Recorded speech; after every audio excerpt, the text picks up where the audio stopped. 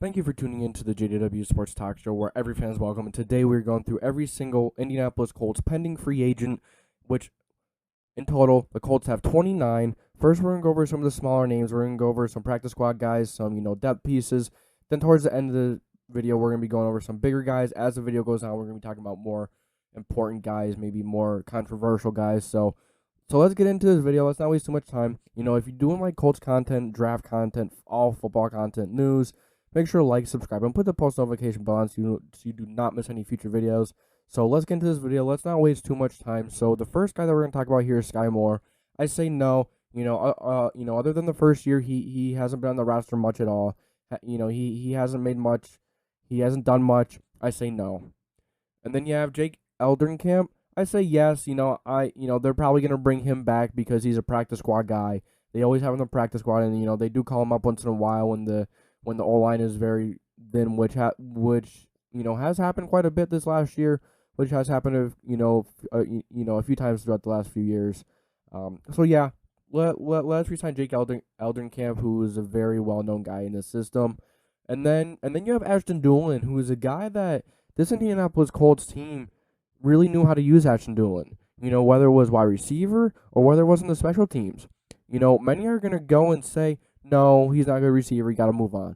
But don't forget, Ashton Dolan also plays special teams. Don't forget that he plays special teams. And this coaching staff, this organization, Chris Ballard, they all value that very highly. So, yes, I can definitely see them re-signing Ashton Dolan. I think they will. I believe they will. They will. And then he is an okay deep threat piece. He's a depth piece in my opinion. But he is an okay deep threat. He's inconsistent with his hands, but, there are times he made some big plays in some big-time games. So that's big there. And so, yes, absolutely, bring Ashton Dolan back. Then you have Xavier Franklin. Yeah, not amazing. He's a below-average linebacker. That's why he's a depth piece, but he is a solid guy that can get it done, if he needs to fill in a pinch. I'd say bring Xavier Franklin back. He's a solid depth piece, and you always need depth. This team is always talking about and raving about depth, so keep him. And then you have Matthew Adams. Yes, he is a great special teams and good depth at linebacker. Like I said, this team, the staff in this organization, Chris Ballard, Frank Wright, the coaching staff, they truly believe in having very good special teams guys. And Matthew Adams is one of those guys. So Matthew Adams will be back for that reason. And then you have Matt Pryor. Yes. I say yes to Matt Pryor because he filled in very nicely for Braden Smith when he was hurt.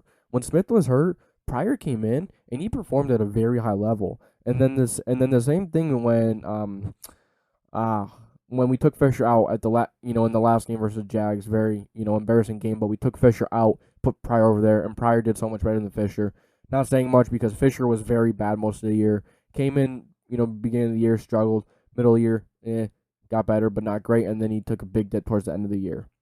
So, yes, bring Matt Pryor back. He is an amazing special teams. No, he is an amazing depth guy. I mean, Robert Windsor, no. Robert Windsor was drafted a few years ago. I believe it was a big draft with Nelson Leonard. But no, I say no to him because he hasn't been on the roster much, and when he was, he didn't make much of it. So, no, don't resign Robert Windsor. And then you have a Courtney Davis. Not sure, maybe a practice squad guy. I don't know much about him, so I can't say much about him.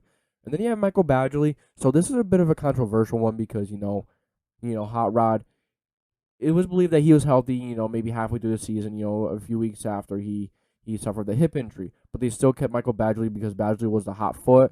So yeah, I really like Badgley. I would resign him just to keep the competition there between Hot Rod and Michael Badgley.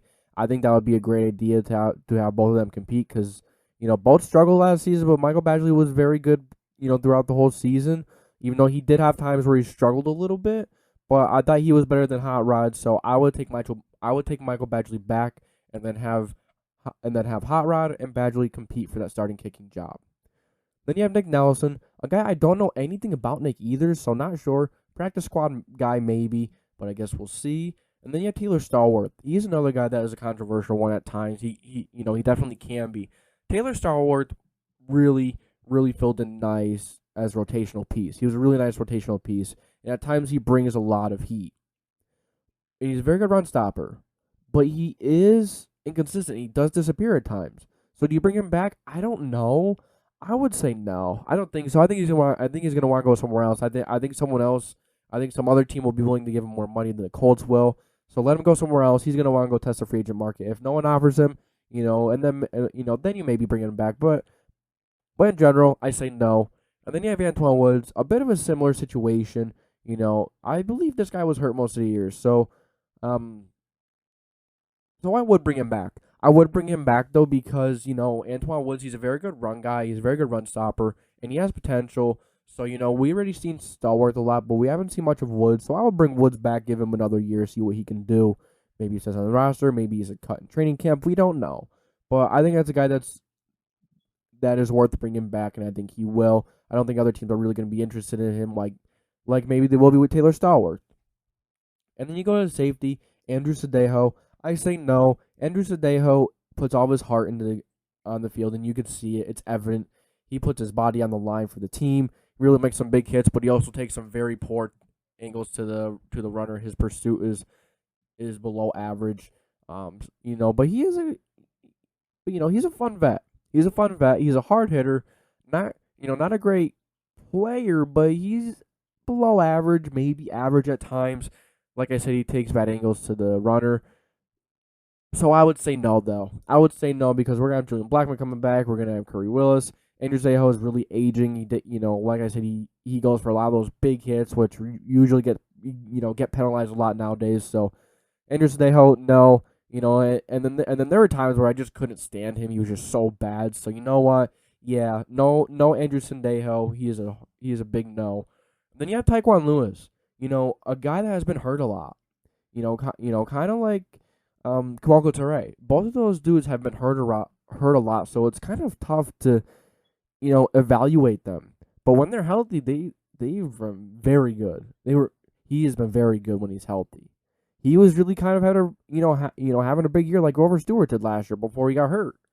He made a big play, but then he fumbled it and gave it back to the Titans that game. So a very, very bad bounce in his way there. But I like Taekwon Lewis. He's hurt a lot though. So are you gonna bring a guy that's always hurt back? No. I don't see it. I don't see Taekwon Lewis coming back. Chris Ballard's gonna let him walk. He's not gonna be a Colt next year. And then you have Chris Reed. I would absolutely bring Chris Reed back for the right price. He may want to go somewhere else and make some bank because there were times throughout the season he looked amazing. When he filled in for Big Q, he was amazing. He was actually amazing when he stepped in for Big Q. Now, Big Q's to fill. He's nowhere near Big Q, but I'm saying when he filled in, he was amazing. So he could be an awesome depth piece, but he may want to go start somewhere. So and someone may be willing to pay him starting guard money. So if that happens, I don't see Chris Ballard re-signing him. Because then you also have Mark Lewinsky, right? Which is another guy. Do you re-sign him for the right price? I think both of these guys are at the same kind of level right now, are at the same point. If they're both for the right price, bring them both back. But I'd say probably bring one back, and the other goes. One's going to come, one's going to go. I just feel that's how it's going to go. Maybe Glow stays since he's been here longer, but Chris Reed has shown to be very good, and Glow shown to really struggle and be really inconsistent this past year. So maybe Chris Reed is the go ahead. So if you ask me, I'm taking Chris Reed over Glow. Sorry, Glow, I love you. You've been here for a while, but it's time to move on. I know Chris Reed is around the same age, but Chris Reed showed much more consistency last year. So take Chris Reed, in my opinion. And then you go to Julian Davenport. Absolutely not. He was terrible when he stepped in. Don't want to see him back. Then you have Kawako Toure. Yes. Bring him back on a one more year prove it deal because when he was on that field, he was very good. He wasn't out there often, but when he was, he actually made that time worth it. He really stepped up when he had the chance, and he had a decent pressure rate. This is a guy that deserves a 1 year prove it deal. I know some people are going to question why am I saying Kawako Toure and not Taekwon Lewis. They're both hurt, right? But I think Kawako Toure has much more upside than Taekwon Lewis. I think Toure has a huge upside, huge potential to really be a deadly edge coming off the end. And with Kwity Paye Buckner, and if Toure can break out, I think that would be an awesome D line. But we don't know. But yes, I'd say bring Kamoka Toure back on a 1-year prove-it deal. Then you have Marlon back. No, I'm not gonna spend too much time on him. He was a good back here for a little while, for a year or two, and then we drafted Jonathan Taylor. He started. He took off. Mac has hurt a lot as well, but Mac wants to go somewhere else and get paid starting back money, which I could see someone paying him that. He's a very good ball carrier, but with his injury past, that's a big issue. That's what's gonna drive his value down a bit. So he's not gonna be in Indy next year. And then you have TJ Carey. I'd say bring him back. Even though he was hurt most of the year, TJ Carey is a very good depth piece. He is a vet that this locker room needs. Especially how young the defensive backs are. The safeties are young, the corners are young. I'd say bring TJ Carey back. I would bring him back. All right, and then you have George Odom. Tough one.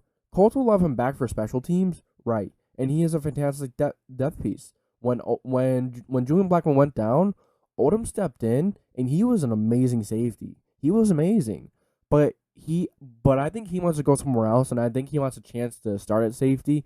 That's not going to happen with the Colts with Julian Blackmon. I think Odom's going to go somewhere else, and he's going to give it a shot, and he's going to get a 1-year prove-it deal by someone, and if he shows up, he's going to get starting safety money. Simple as that. I don't think Odom is back. Like I said, he's a good special teams guy, great special teams guy. But I see him going somewhere else. Isaac Rochelle, I'm gonna say no. He didn't show up much. He didn't play much. I don't think he was great. I'd say no. Let him go. Then you have Sam Tevi. I'm not a fan of Tevi either. I really don't like Tevi. Don't bring him back. I don't think the Colts like him either. He didn't play much at all. Davenport nor Tevi played much. It was more Pryor that did much better. It was more Chris Reed that stepped up. Those guys that stepped up. Let both of these guys go and keep Pryor. Tevi, Davenport is a big no. Quaddy Muhammad. No. Listen, Quaddy Muhammad is solid for this team once in a while, but he disappears throughout periods of the season. He disappears a lot. There are games where he's amazing, but he disappears too much. I love AQM. Time for him to go. I do not see this Colts team resigning him. I think he's going to go somewhere else. So that's a no on him. And then you have Zach Pascal. So this is going to be a controversial one, but I'm going to say no. I'm going to say no because he's inconsistent as well. I know he has stepped up in big times. I know he has stepped up in times where he has, been very good in big games. But this past year, he didn't really do that. First 2 games, he had very solid first 2 games. Outside of that, you didn't hear much from him at all. He had quite a few bad games where he was, having some big drops. He was, he just wasn't there. He is a good special teams guy. I don't see him coming back. We need to move on. We need someone more consistent.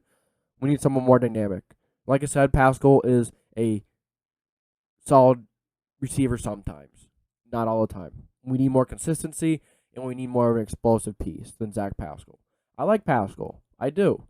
But at the end of the day, it's not a fail. You got to move on, and you got to go get more explosive pieces. And then Molly Cox, if Jack Doyle retires, then yes. I would still be hesitant. I think Molly Cox has had his fair share of chances. I think it was since the year Andrew Luck came back from the shoulder. He has been in the side of the room and he's been playing. He has games where he's amazing. He makes some big time catches. He does. But he disappears as well. And he's a good run blocker as well. But he is an inconsistent pass catcher. He's just an inconsistent tight end all around. Even though he is a solid run blocker consistently, we need more people that can step up in the passing game. Molly Cox cannot provide that anymore. He struggled to catch the ball at times. He struggled to get open at times.